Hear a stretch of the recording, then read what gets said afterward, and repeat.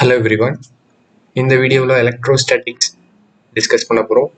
So என்னோட main motive என்னென்னா entrance exams like NEET JEE இந்த மாதிரி எக்ஸாமுக்கு ஃபிசிக்ஸ் ப்ராப்ளம்ஸ் ரொம்பவே இம்பார்ட்டன்ட். அது சால்வ் பண்ணுறதுக்கு உங்களை ட்ரைன் பண்ணுறது தான் என்னோட மெயின் மோட்டிவ். ஸோ ஒரு ஃபிசிக்ஸ் ப்ராப்ளம் சால்வ் பண்ணணுன்னா நம்ம வெறும் ஃபார்முலா மட்டும் ஞாபகம் வச்சு சால்வ் பண்ணிக்க முடியாது. நமக்கு ஒவ்வொரு லெசனும் புரியணும். ஒவ்வொரு லெசன்லேயும் சர்டன் ஃபிசிக்கல் குவான்டிட்டிஸ் பற்றி டிஸ்கஸ் பண்ணியிருப்பாங்க. அந்த ஃபிசிக்கல் குவான்டிட்டிக்கு என்ன மீனிங்கிறது நமக்கு தெரியணும். ஒரு வேர்ட் சொல்லும்போது நமக்கு விஷுவலாக ஏதாவது தெரியணும். அப்போ தான் ப்ராப்ளம் அண்டர்ஸ்டாண்ட் பண்ணிக்க முடியும். அதுக்கப்புறம் தான் ஃபார்முலா, சப்ஸ்டியூஷன் எல்லாமே. ஸோ இதுதான் ஒரு பேசிக் அவுட்லைன். ஸோ இந்த வீடியோவில் எலக்ட்ரோஸ்டாட்டிக்ஸில் என்னென்ன ஃபிசிக்கல் குவான்டிட்டிஸ் இருக்குது, அதோட மீனிங் என்ன, இந்த மாதிரி விஷயங்கள் பார்க்க போகிறோம். ஒன்ஸ் இதெல்லாம் நமக்கு தெரிஞ்சதுன்னா அதுக்கடுத்து நம்ம ஃபார்முலாஸ் அண்ட் எப்படி ப்ராப்ளம் சால்வ் பண்ணுறது மூவ் பண்ணலாம். ஸோ இதை நான் ரொம்ப டீட்டெயிலாக எக்ஸ்பிளைன் பண்ண போகிறதில்ல, ஜஸ்ட் ஒரு சிம்பிள் இன்ட்ரடக்ஷன் மாதிரி தான். என்னோட மெயின் ஃபோக்கஸ் ப்ராப்ளம் சால்வ் பண்ணுறது தான்.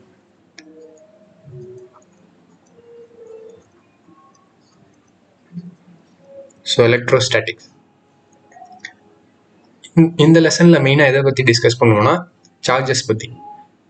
ஸோ ஃபர்ஸ்ட் வேர்ட் நான் யூஸ் பண்ணது சார்ஜ். இந்த வேர்ட் நம்ம நிறைய இடத்துல கேட்டிருப்போம். இதுக்கு ஆக்சுவல் மீனிங், இதை எப்படி புரிஞ்சுக்கலாங்கிறத சொல்கிறேன். இப்போ நம்மளை சுற்றி இருக்கிற எந்த பொருள் எடுத்துக்கிட்டாலும் சரி, அது எல்லாமே ஆட்டம்ஸால் ஆனது. அந்த ஆட்டம்ஸ்குள்ளே என்ன இருக்கும்? எலக்ட்ரான்ஸ் இருக்கும், நியூட்ரான்ஸ் அண்ட் ப்ரோட்டான்ஸ் இருக்கும். ஸோ இப்போ இந்த சார்ஜுங்கிறத நம்ம எப்படி விஷுவலைஸ் பண்ணுறது, எப்படி புரிஞ்சுக்கிறது? சிம்பிள். சார்ஜுங்கிறது it is one of the property of electron and proton. எலக்ட்ரானுக்கும் ப்ரோட்டானுக்கும் இயல்பாகவே இருக்கக்கூடிய ஒரு பண்பு, ஒரு ப்ராப்பர்ட்டி. இது எப்படி இன்னும் டீட்டெயிலாக புரிஞ்சுக்கிறதுனா சிம்பிள். நமக்கு ஏதாவது ஒரு விஷயம் தெரியலன்னா தெரிஞ்ச விஷயத்தோட ரிலேட் பண்ணி தெரிஞ்சுப்போம். ஃபார் எக்ஸாம்பிள், இப்போ ஒரு ரோட்டில் நடந்து போகிறீங்க, ஒரு கல் இருக்குது. இப்போ இந்த கல்லை கையில் எடுத்து வச்சுட்டு இதோட ப்ராப்பர்ட்டி என்னன்னு கேட்டால் என்ன சொல்லுவோம்? சிம்பிள், அதுக்கு மாஸ் இருக்குது. அது ஏதோ நம்மளால் ஒரு கல் எடுத்து கையில் வச்சுருக்கும் போது சம்திங் நம்ம ஃபீல் பண்ணுறோம். அதுதான் அந்த கல்லோட மாஸ். இப்போ இந்த மாஸ் நீங்களும் நானும் கொடுத்ததில்ல, இயல்பாகவே அந்த கல்லுக்கு இருக்கு. ஸோ இதே மாதிரி தான் எலக்ட்ரானுக்கும் இயல்பாக இருக்கக்கூடிய ஒரு ப்ராப்பர்ட்டி மாஸ். இந்த மாஸ் மாதிரியே இன்னொரு ப்ராப்பர்ட்டி சார்ஜ்னு வச்சுக்கோங்க. ஓகே, ஸோ இட் இஸ்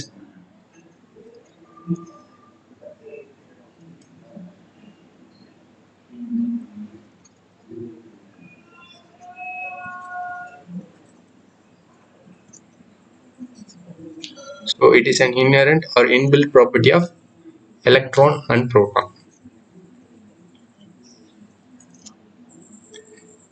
இப்போ மாஸ் இருக்குன்னா எவ்வளோ இருக்குன்னு அடுத்த கொஸ்டின் வரும். ஒரு ஸ்டோன் எடுத்துக்கிட்டோம், அதுக்கு மாஸ் இருக்குன்னா எவ்வளோ மாஸ் இருக்குது அப்படின்னு. ஸோ அது எவ்வளோ இருக்குங்கிறத ஒரு வேல்யூவில் சொல்லணும், இல்லை ஒரு யூனிட்டில் சொல்லணும்னா நம்ம கிலோகிராம் யூஸ் பண்ணுவோம். 5 கிலோகிராம் இருக்குது, 10 கிலோகிராம் இருக்குது, இந்த மாதிரி சொல்லுவோம்.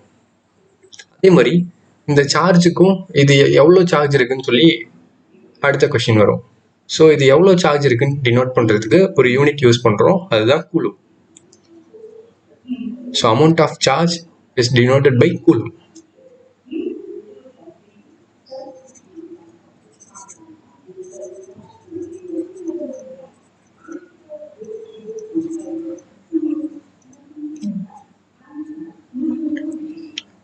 இப்போ எலக்ட்ரானுக்கு எவ்வளோ சார்ஜ் இருக்கும்? சிம்பிள். எலக்ட்ரானோட சார்ஜை டினோட் பண்ணுவோம். எலக்ட்ரானுக்கு நெகட்டிவ் சார்ஜ் இருக்கும், பட் நான் மேக்னிடியூட் மட்டும் எழுதுறேன். மேக்னிடியூட்னா அமௌண்ட் மட்டும். 1.6 into 10⁻⁻19 கூலும். அஃப்கோர்ஸ் சார்ஜ் ஒரு ஸ்கேலார் குவான்டிட்டி தான். இல்லை ப்ராப்பராக வேணும்னா நம்ம நெகட்டிவ் சைன் போட்டுக்கலாம்.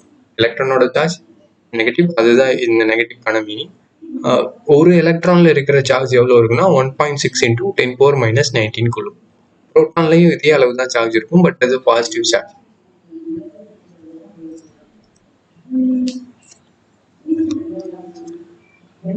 ஓகே, இப்போ சார்ஜுங்கிறதுக்கு ஒரு பேசிக் ஐடியா உங்களுக்கு கிடைச்சிருக்கும். இதுக்கடுத்து நாம இந்த சார்ஜோட ப்ராப்பர்ட்டிஸ் பார்க்க போறோம்.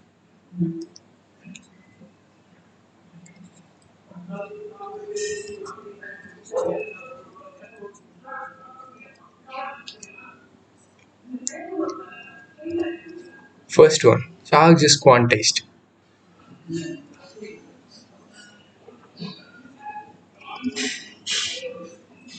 இதுக்கு என்ன மீனிங்? சிம்பிள். இப்போ ஒரு ஆப்ஜெக்ட்டுக்கு சார்ஜ் இருக்குன்னு வச்சுப்போம். அந்த சார்ஜ் எப்பயுமே இந்த பேசிக் சார்ஜ் ஆஃப் எலக்ட்ரானை ஒரு இன்டீஜரால மல்டிப்ளை பண்ணுறதுக்கு ஈக்குவலாக தான் இருக்கும். ஃபார் எக்ஸாம்பிள், இப்போ உங்ககிட்ட ஒரு கொஸ்டின் கேட்குறாங்க, உங்களுக்கு எத்தனை ஃப்ரெண்ட்ஸ் இருக்காங்கன்னு சொல்லி கொஸ்டின் கேட்குறாங்க. அப்போ நீங்கள் என்ன சொல்லுவீங்க? 5 பேர் இருக்கிறாங்க, 10 பேர் இருக்கிறாங்க, இந்த மாதிரி ஒரு இன்டீஜராக தான் சொல்லுவீங்க. யாரும் வந்து எனக்கு 1.75 ஃப்ரெண்ட் இருக்காங்கலாம் சொல்ல மாட்டாங்க. அதுக்கு எந்த மீனிங்கும் கிடையாது. ஸோ அதே மாதிரி தான் இப்போ ஒரு ஆப்ஜெக்ட் இருக்குது, சேஃப் ஃபார் ஒரு பால் இருக்குது. இந்த பாலுக்கு நம்ம சார்ஜ் கொடுக்குறோன்னா அந்த சார்ஜோட வேல்யூ எப்படி இருக்க முடியும்? அந்த சார்ஜோட வேல்யூ இந்த 1.6 × 10⁻⁹ ஏதோ ஒரு இன்டீஜரால மல்டிப்ளை பண்ணால் ஒரு ஆன்சர் வரும். அந்த ஆன்சராக மட்டும்தான் இருக்க முடியும். இதை தான் ஒரு எக்ஸ்பிரஷனாக நான் எழுதணும்னா Q = N × Eன்னு எழுதலாம். Where E is charge of electron, already இங்கே எழுதிருக்கேன். அண்ட் Nங்கிறது it should be integer. So என்னோட வேல்யூ 0, 1, 2, 3 இந்த மாதிரி இருக்கலாம். ஸோ இது first property, charge is quantised. ரெண்டாவது ப்ராப்பர்ட்டி, சார்ஜ் இஸ் அடிட்டிவ்.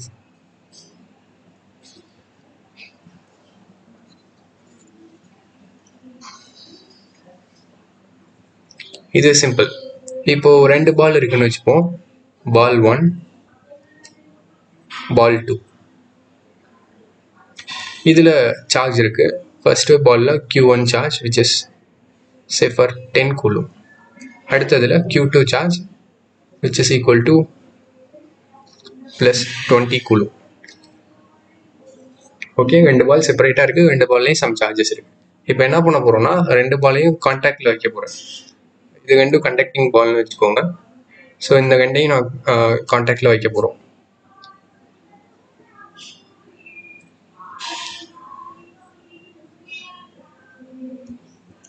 இப்போ இந்த 2 பாலும் சேர்ந்து ஒரே ஆப்ஜெக்ட் மாதிரி ஆக்ட் ஆகும்.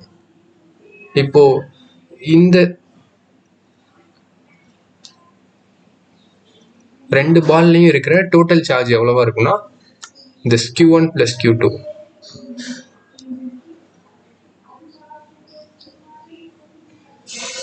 30 கூலுமா இருக்கும். ஓகே, ஸோ இங்கே என்ன ஆயிருக்குன்னா இந்த 2 சார்ஜையும் நம்ம ஆட் பண்ணியிருக்கோம். இது சப்போஸ் பாசிட்டிவாக இல்லாமல் பாசிட்டிவ் அண்ட் நெகட்டிவாக இருந்துச்சுன்னா என்ன ஆகும்னு பார்ப்போம். First ball, second ball, Q1 which is equal to some minus 20 coulomb, Q2 plus 10 coulomb. அதே மாதிரி இந்த 2ஐயும் நான் கான்டாக்டில் வைக்கிறேன். கான்டாக்ட்லனா 2ஐயும் ஒன்னோட ஒன்று தொட்டு எடுக்கிற மாதிரி வைக்கிறோம். இப்போ இதோட சார்ஜ் இந்த 2 பாலும் சேர்ந்து ஒரு சிஸ்டம் மாதிரி ஆக்ட் ஆகும். இப்போ இந்த சிஸ்டமோட டோட்டல் சார்ஜ் Q = இங்கேயும் Q1 plus Q2 which is equal to -20 plus 10. -10 coulomb. இது கான்டாக்டில் வச்சதுக்கப்புறம் 2 பால்லையும் இருக்கிற டோட்டல் சார்ஜ் வந்து -10 coulomb இருக்கும். ஸோ இப்போ 2 ப்ராப்பர்ட்டிஸ் டிஸ்கஸ் பண்ணியிருக்கோம். First one charge is quantised, அடுத்தது charge is additive. Now third one,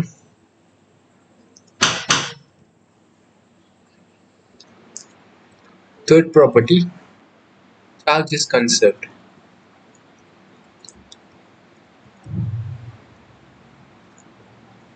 so இதுக்கு என்ன மீனிங்? சிம்பிள். இனிஷியலாக நம்மக்கிட்ட சம் செட் ஆஃப் சார்ஜஸ் இருக்குன்னு வச்சுப்போம். Q1, Q2, Q3 இந்த மாதிரி.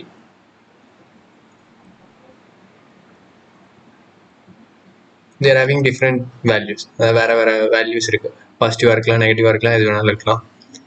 இதெல்லாம் சின்ன சின்ன பால்னு வச்சுப்போம்.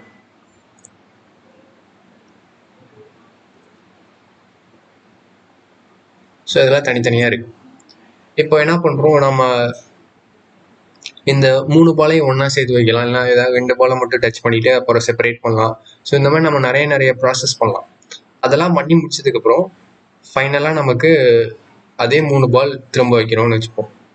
ஜஸ்ட்டு காண்டாக்ட் பண்ணுறோம், ஒரு பாலையும் இன்னொரு பாலையும் டச் பண்ண வைக்கிறோம், இல்லை 3 பாலையுமே டச் பண்ண வச்சுட்டு செப்பரேட் பண்ணுறோம். ஸோ இந்த மாதிரி நிறையா ப்ராசஸ் பண்ணிவிட்டு ஃபைனலாக இது லைக் இனிஷியல், இது ஃபைனலாக அந்த 3 பாலையும் நம்ம ஸ்ப்ளிட் பண்ணி வைக்கிறோம். ஃபர்ஸ்ட் பாலில் எவ்வளோ சார்ஜ் இருக்குன்னு தெரியாது, நான் Q1 டேஷ்னு எடுத்துக்கிறேன். அதே மாதிரி செகண்ட் பாலில் எவ்வளோ சார்ஜ் இருக்குன்னு தெரியாது, இதை நான் Q2 டேஷ்னு எடுத்துக்கிறேன். சிமிலர்லி தேர்ட் பால், இதில் எவ்வளோ சார்ஜ் இருக்குன்னு தெரியாது, இதை நான் Q3 டேஷ்னு எடுத்துக்கிறேன். ஏன்னா நம்ம நிறைய ப்ராசஸ் பண்ணியிருக்கோம்.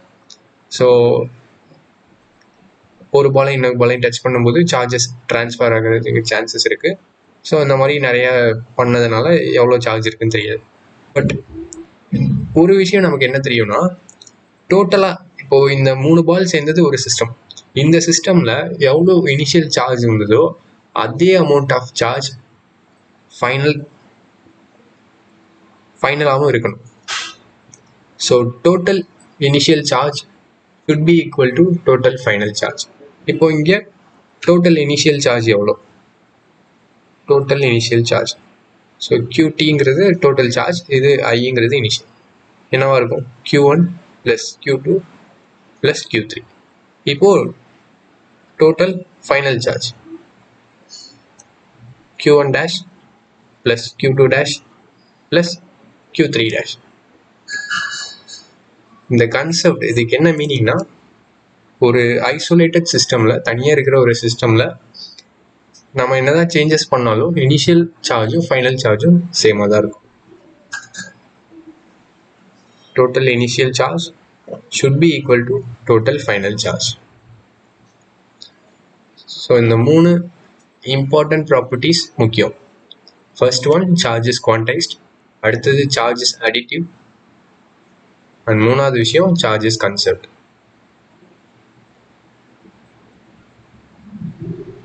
இது சார்ஜஸ்க்கான ஒரு பேசிக் இன்ட்ரோடக்ஷன்.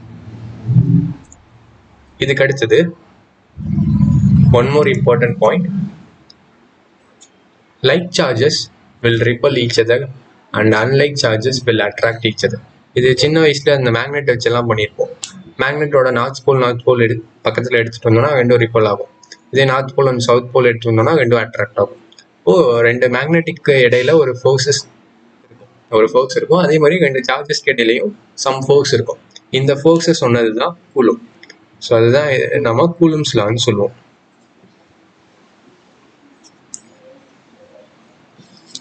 இந்த கூலும்ஸ்ல என்ன கொடுக்கும்,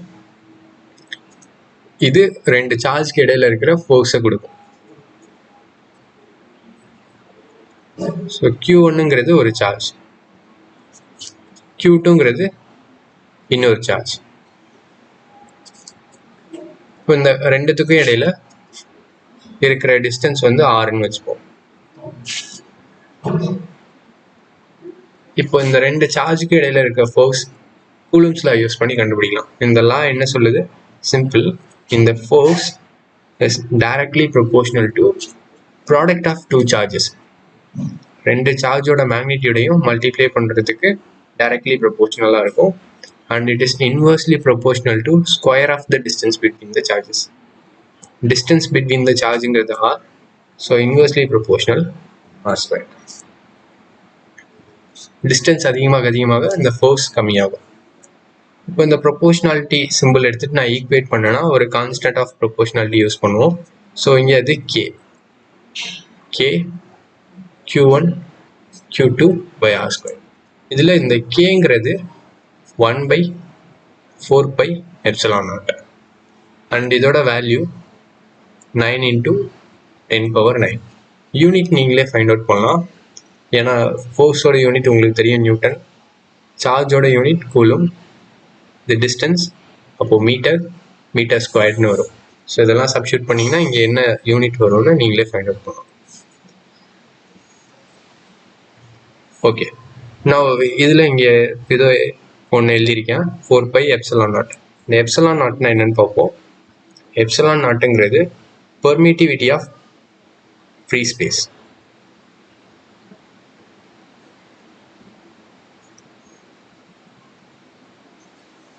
இதுக்கு என்ன மீனிங், பெர்மிட்டிவிட்டினா என்ன அர்த்தம்? சிம்பிள், பெர்மிட்டிவிட்டிங்கிறது ஒரு மீடியம் அது வழியாக எவ்வளோ எலக்ட்ரிக் ஃபோர்ஸை அலோவ் பண்ணுதுங்கிறத சொல்கிறது. ஃபார் எக்ஸாம்பிள், இப்போ உங்களை ஒரு ரூமில் நடக்க சொன்னால் ஃப்ரீயாக நடப்பீங்க. இதே அந்த ரூம் ஃபுல்லாக வாட்டரை ஃபில் பண்ணி வச்சுட்டு நடக்க சொன்னால் உங்களால் அந்த அளவுக்கு நடக்க முடியாது.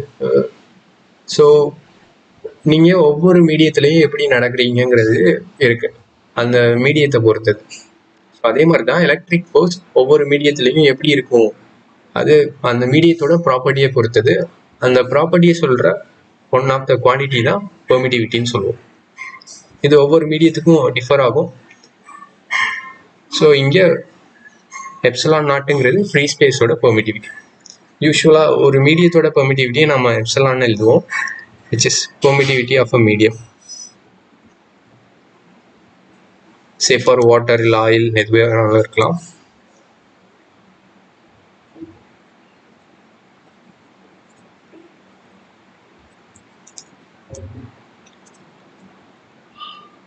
ஜென்ரலாக ப்ராப்ளம் சால்வ் பண்ணும்போது ஒரு மீடியத்தோட பெர்மிட்டிவிட்டி நமக்கு கொடுக்க மாட்டாங்க, அதுக்கு பதிலாக அதோட ரிலேட்டிவ் பெர்மிட்டிவிட்டி தருவாங்க. ரிலேட்டிவ் பெர்மிட்டிவிட்டிங்கிறது ஒரு ரேஷியோ மாதிரி.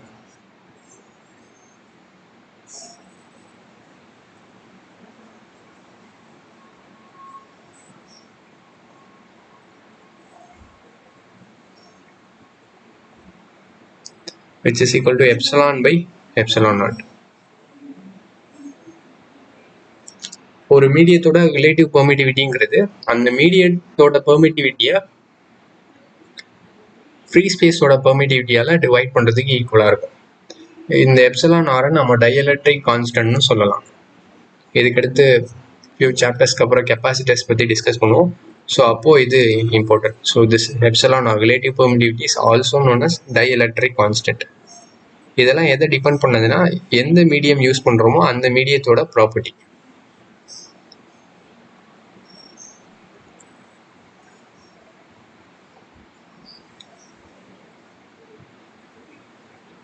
ஸோ இங்கே நான் எழுதியிருக்கிறது ஃபுல்லாக மேக்னிடியூட் எப்படி கால்குலேட் பண்ணுறதுங்கிறத பொறுத்தது தான்.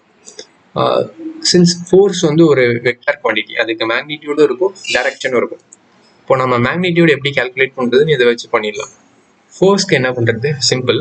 இதுக்கு நமக்கு என்ன விஷயம் தெரியணும்னா ஒரு 2 பாயிண்ட். ஒன்று, like charges will repel and unlike charges will attract.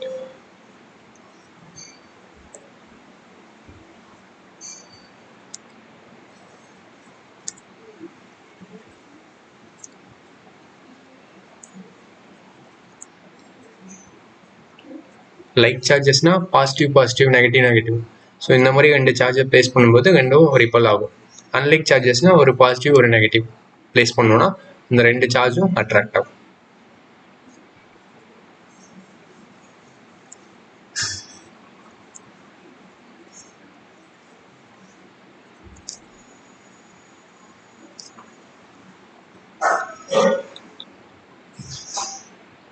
So அடுத்து இந்த கூலம்ஸ் லா யூஸ் பண்ணி எப்படி ப்ராப்ளம் சால்வ் பண்ணுறது, இதோட அப்ளிகேஷன் என்ன, அதுதான் பார்க்க போகிறோம்.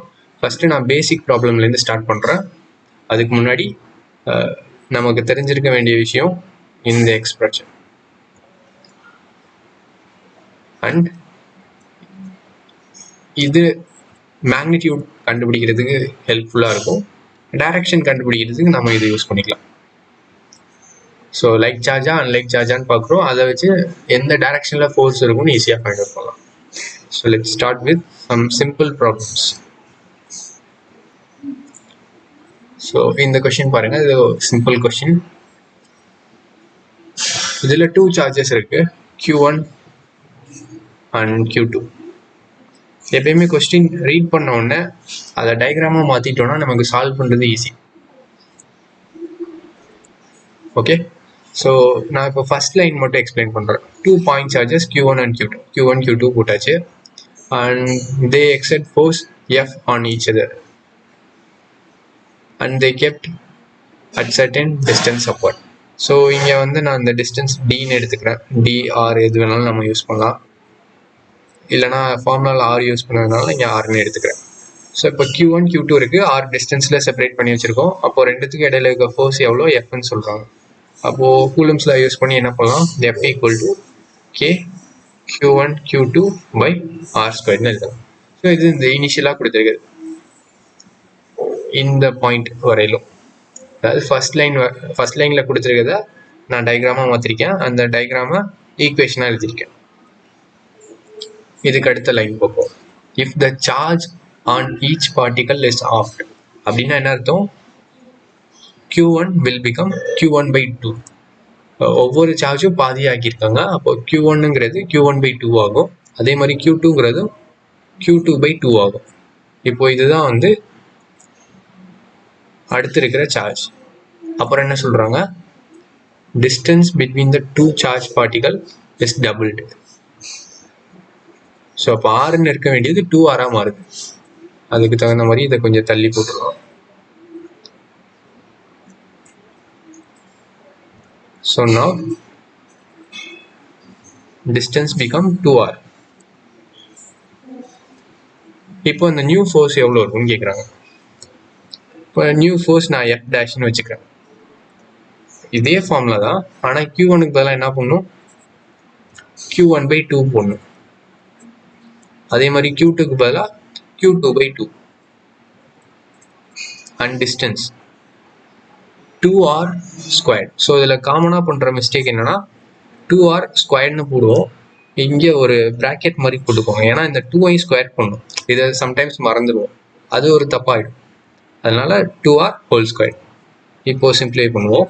K Q1 Q2, இந்த 2 × 2 4 வரும், இங்கே ஒரு 2 ஸ்கொயர் 4 இருக்கும். அப்போது 4 × 4 16 R ஸ்கொயர். அப்போ இந்த நியூ ஃபோர்ஸ் எவ்வளோ வருது? F dash K Q1 Q2 இங்கே 16 R ஸ்கொயர். ஸோ இதுக்கு முன்னாடி இந்த ஓல்டு ஃபோர்ஸ் பார்த்தோன்னா K Q1 Q2/R square. So இதுலேயும் வந்து K Q1 Q2/R ஸ்கொயர்னு இருக்கு. கரெக்டா? இதுக்கு பதிலாக நான் என்ன பண்ணலாம்? இங்கே இருக்கிறத சப்ஸ்டியூட் பண்ணலாம். இதை சப்ஸ்டியூட் பண்ணோம்னா நமக்கு நியூ ஃபோர்ஸ் என்ன கிடைக்கும்? New force which is equal to old force F divided by 60. That's it. So இதுதான் சிம்பிள் ப்ரொசீஜர். ஃபஸ்ட்டு கொஸ்டினை 2 தடவை ரீட் பண்ணுங்க. அதுக்கடுத்து ஒவ்வொரு லைன்லேயும் ஒரு இன்ஃபர்மேஷன் இருக்கும், அதை ஃபைண்ட் அவுட் பண்ணுங்க. அப்புறம் அது ரிலேட்டடான ஃபார்முலாலாம் சப்ஸ்டியூட் பண்ணி சிம்பிளை பண்ணுங்க. ஓகே, இதுக்கு அடுத்து இன்னொரு கொஸ்டின் பார்ப்போம். ஓகே, இந்த கொஸ்டின் ரீட் பண்ணி பாருங்க. இதில் 3 சார்ஜஸ் இருக்கு, +4Q, Q, Q. அண்ட் இது எல்லாமே ஒரு ஸ்ட்ரைட் லைனில் ப்ளேஸ் பண்ணியிருக்காங்க. ஸோ இதுதான் அந்த ஸ்ட்ரைட் லைன் வச்சுப்போம். ஸோ இது 0. இங்கே என்ன சார்ஜ் இருக்கு? +4Q இருக்கு. அண்ட் இது L/2, இந்த டிஸ்டன்ஸ் L/2. அண்ட் இங்கே இருக்கிற சார்ஜ் Q. இதை அகெயின் L/2ன்னு வச்சுப்போம். இங்கே இருக்கிற charge small q. Okay, so இப்போ இந்த பாயிண்ட் வரையிலும் ரீட் பண்ணியிருக்கேன். இதை தான் ஒரு டயக்ராமாக ரெப்ரசென்ட் பண்ணியிருக்கேன். இதுக்கடுத்து என்ன கேட்குறாங்க? What should be Q in order to make the net force on Q to be 0? இந்த ஸ்மால் q இது மேலே நெட் ஃபோர்ஸ் 0வாக இருக்கணுமா? அப்படி இருக்கணும்னா இந்த கேபிட்டல் Qவோட வேல்யூ எவ்வளோவா இருக்கணும்னு கேட்குறாங்க. ஸோ இங்கே நம்ம வந்து மேக்னிடியூடும் யூஸ் பண்ணணும், டைரக்ஷனும் யூஸ் பண்ணணும். ஃபோர்ஸோட டைரக்ஷன், மேக்னிடியூடு ரெண்டுமே வேணும். இப்போது ஃபஸ்ட்டு வந்து நம்ம நேம் கொடுத்துருவோம். ஸோ இது ஃபஸ்ட்டு சார்ஜ், இது செகண்ட் சார்ஜ், இது தேர்ட் சார்ஜ்னு வச்சுப்போம். ஓகே, அண்ட் இப்போ நமக்கு எந்த சார்ஜ் மேலே ஃபோர்ஸ் கண்டுபிடிக்கணும்? இந்த தேர்ட் சார்ஜ் இது மேலே தான் ஃபோர்ஸ் கண்டுபிடிக்கணும். ஸோ இங்கே ஒரு டாட்டர் லைன் மாதிரி போட்டுருக்கு.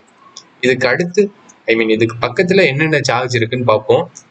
அதெல்லாம் கொடுக்குற ஃபோர்ஸ் எந்த டைரக்ஷனில் இருக்குன்னு பார்ப்போம். மேக்னிடியூட் இப்போ கண்டுபிடிக்க போகிறதில்ல, ஜஸ்ட்டு டைரக்ஷன் மட்டும் நான் போட போகிறேன். ஃபஸ்ட்டு சார்ஜ் பார்ப்போம். ஃபஸ்ட்டு சார்ஜ் என்ன இருக்குது? +4Q. இங்கே இருக்கிறது Q. Qன்னு கொடுத்துருந்தாங்க, அது +Qன்னு தான் அர்த்தம். ஸோ இந்த ஃபஸ்ட்டு சார்ஜ் Q அண்ட் மூணாவது சார்ஜ் இதுவும் Q. சாரி, இது +4Q, இது Q, பட் ரெண்டுமே பாசிட்டிவ். நாம் பார்த்துக்கணும் பாசிட்டிவ் சார்ஜஸ் என்ன ஆகும்? பாசிட்டிவ் சார்ஜ்னா லைக் சார்ஜஸ். ஸோ ரெண்டுமே positive like charges, they will repel. அப்போது இந்த 4Q இந்த கியூவை ரிப்பல் பண்ணுன்னா இது இந்த சைடு மூவ் ஆகும்.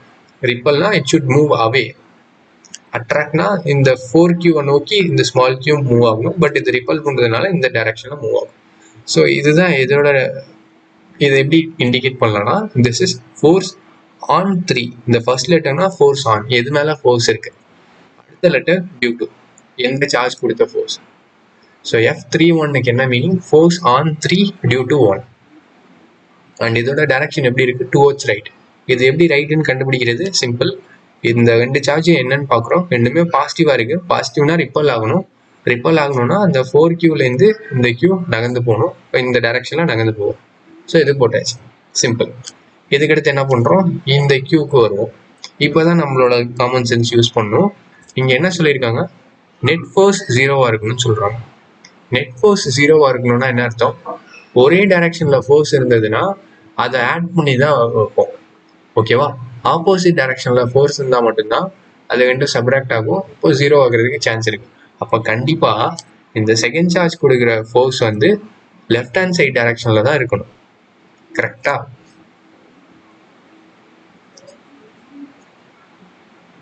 ஸோ இது I'll use different color. Okay. So இந்த ரெட் கலர் வந்து எதை இண்டிகேட் பண்ணுது, இந்த ரெட் கலர் வந்து செகண்ட் சார்ஜ் இந்த தேர்ட் சார்ஜ் மேலே கொடுக்குற ஃபோர்ஸை இண்டிகேட் பண்ணுது. Force on 3 due to 2.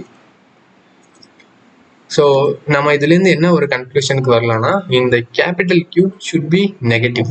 ஏன் நெகட்டிவாக இருக்கணும், அப்போ தான் இதை அட்ராக்ட் பண்ணும். அட்ராக்ட் பண்ணால் தான் இந்த டைரக்ஷனில் மூவ் ஆக முடியும். இந்த லெஃப்ட் ஹேண்ட் சைடு இந்த ஸ்மால் Q மூவ் ஆகும்.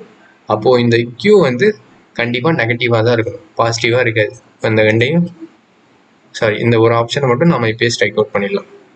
ஏன்னா Q பாசிட்டிவாக இருந்தால் ஃபோர்ஸ் இந்த சைடு தான் இருக்கும், Q நெகட்டிவாக இருந்தால் மட்டும்தான் அட்ராக்ட் ஆகும். அப்போ தான் இந்த ரெண்டு ஃபோர்ஸையும் கேன்சல் ஆகிறதுக்கு சரியாக இருக்கும்.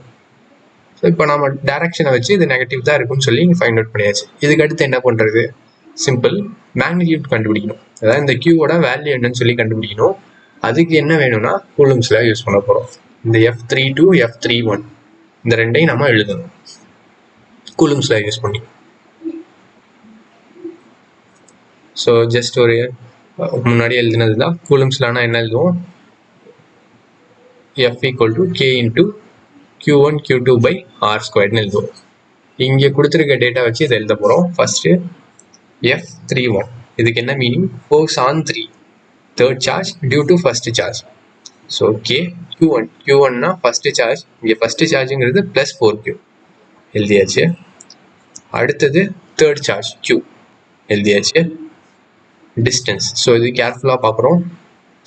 L/2 L/2. அப்போ இந்த ஃபர்ஸ்ட் சார்ஜுக்கும் தேர்ட் சார்ஜுக்கும் இருக்கிற டோட்டல் டிஸ்டன்ஸ் Lன்னு இருக்கும். இங்கே L² ஓவர், சிம்பிள். இதுக்கு அடுத்தது F32, இதுக்கு என்ன meaning, force on third charge due to second charge. இப்போ இதில் வந்து இந்த நெகட்டிவ் சைன்லாம் போட்டுட்டு இருக்காதிங்க. ஏன்னா இந்த நெகட்டிவ் சைன் நம்ம எதுக்கு யூஸ் பண்ணுறோம்னா டைரக்ஷனுக்கு மட்டும்தான் யூஸ் பண்ணுறோம். ஒன்ஸ் டைரக்ஷன் தெரிஞ்சதுன்னா சிம்பிள். ஸோ இங்கே இந்த எழுதும்போது நெகட்டிவ் சைன்லாம் எதுவுமே போட வேண்டாம், ஜஸ்ட் அப்படியே எழுதலாம். K Q1 Q2 எழுதுவோம், அதுக்கு பதிலாக கேபிட்டல் Q ஸ்மால் Q. ஏன்னா இதுதான் இந்த ரெண்டு சார்ஜஸ். டிஸ்டன்ஸ் கேர்ஃபுல்லாக நோட் பண்ணணும், L/2 ஹோல் ஸ்கொயர். ஏன்னா செகண்ட் சார்ஜுக்கும் தேர்ட் சார்ஜுக்கு இருக்க distance L/2. So L/2 whole square. இப்போ அடுத்ததுக்கு வருவோம். இங்கே என்ன சொல்லியிருக்காங்க, நெட் ஃபோர்ஸ் 0வாக இருக்கணும்னு சொல்லியிருக்காங்க. ஸோ நெட் ஃபோர்ஸ் 0வாக இருக்கணும்னா என்ன அர்த்தம், ரெண்டு ஃபோர்ஸ் ஆக்ட் ஆகணும், ரெண்டு ஆப்போசிட் டைரக்ஷனில் இருக்கணும், அண்ட் ரெண்டோட வேல்யூ சேமாக இருக்கணும். இதுதான் ஒரு சின்ன விஷயம். ஃபார் எக்ஸாம்பிள், இப்போ ஒரு பால் இருக்குன்னா இந்த சைடு ஒருத்தவங்க 10 நியூட்டன் ஃபோர்ஸ் கொடுத்து புல் பண்ணாங்கன்னா இந்த சைடு இதுக்கு ஆப்போசிட் சைடும் 10 நியூட்டன் ஃபோர்ஸ் கொடுத்து புல் பண்ணும்போது ரெண்டு கேன்சல் அவுட் ஆகிடும், பால் ரெஸ்டில் இருக்கும். இல்லை நெட் ஃபோர்ஸ் 0ன்னு சொல்லலாம். அதே மாதிரி தான் இங்கேயும் இந்த ரெண்டோட மேக்னிடியூடும் சேமாக இருக்கணும். F net which is equal to F31 minus F32 which is equal to 0. இங்கே ஏன் மைனஸ் போட்டிருக்கோம், ஏன்னா இது நெகட்டிவ் எக்ஸ் டைரக்ஷனில் இருக்கும். சப்போஸ் ஒரு கிராஃப் ஷீட் எடுத்துக்கிட்டோம்னு வச்சுக்கோங்க, இது பாசிட்டிவ் எக்ஸ், இது நெகட்டிவ் எக்ஸ். ஸோ அந்த டைரக்ஷன் வச்சு சொல்லும்போது நம்ம இங்கே நெகட்டிவ் போடலாம். அப்படி இல்லையா சிம்பிளாக நம்ம இந்த மேக்னிடியூடே ஈக்குவேட் பண்ணிட்டு போயிடலாம். F31 should be equal to F32. இங்கே F31 ஃபைண்ட் அவுட் பண்ணியிருக்கோம், F32 ஃபைண்ட் அவுட் பண்ணியிருக்கோம். இதை ரெண்டையும் இங்கே ஈக்குவேட் பண்ண போகிறோம். F31 எழுதுனா K4Q², Q into Q, Q square, இங்கே L square which is equal to, இங்கே K capital Q small q divided by L square by 4ன்னு வரும். இந்த 2y ஸ்கொயர் பண்ணணும், இதை மறந்துடக்கூடாது. இப்போ நம்ம என்ன கண்டுபிடிக்கணும், நம்ம Q கண்டுபிடிக்கணும். அப்போது எது இதெல்லாம் கேன்சல் பண்ண முடியுமோ கேன்சல் பண்ணிடுவோம். இங்கே K கேன்சல் பண்ணலாம், L ஸ்கொயர் கேன்சல் பண்ணலாம், ஒரு Q கேன்சல் பண்ணலாம், ஸ்மால் q. ஸோ அப்போது நமக்கு என்ன ஆன்சர் வருது, capital Q is equal to small q. இந்த 1/4 இந்த சைட் போச்சுன்னா 4 கேன்சல் ஆகிடும். இப்போ capital Q equal to small க்யூன்னு வருது. அண்ட் இது மேக்னிடியூட், கேபிட்டல் Qவோட மேக்னிடியூட். நாம் ஆல்ரெடி டைரக்ஷனை வச்சு அது நெகட்டிவாக தான் இருக்குன்னு சொல்லி ஃபைண்ட் அவுட் பண்ணோம். ஏன்னா இந்த கேபிட்டல் Q நெகட்டிவாக இருந்தால் மட்டும்தான் இந்த ஃபோர்ஸ் லெஃப்ட் ஹேண்ட் சைடு இருக்க முடியும், அப்போ தான் நெட் ஃபோர்ஸ் 0 ஆகணும். So Q should be negative.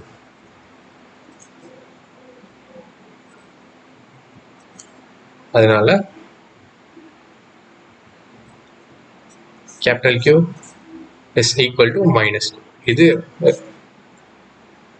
Final answer. This is that. So இதில் நம்ம டைரக்ஷன் செப்பரேட்டாக டீல் பண்ணுறோம் அண்ட் மேக்னிடியூட் செப்பரேட்டாக டீல் பண்ணுறோம். இந்த மாதிரி டீல் பண்ணும்போது நமக்கு இந்த கூலும்ஸ்னால சைன் பிரச்சனை வராது, மைனஸா ப்ளஸ்ஸாங்கிற சைன் பிரச்சனை வராது. ஓகே, ஸோ இதுக்கு அடுத்தது கூலும்ஸ் லாவோட அப்ளிகேஷன்ஸ் இருக்குது, அது நம்ம அடுத்த வீடியோவில் டிஸ்கஸ் பண்ணுவோம். தேங்க்யூ.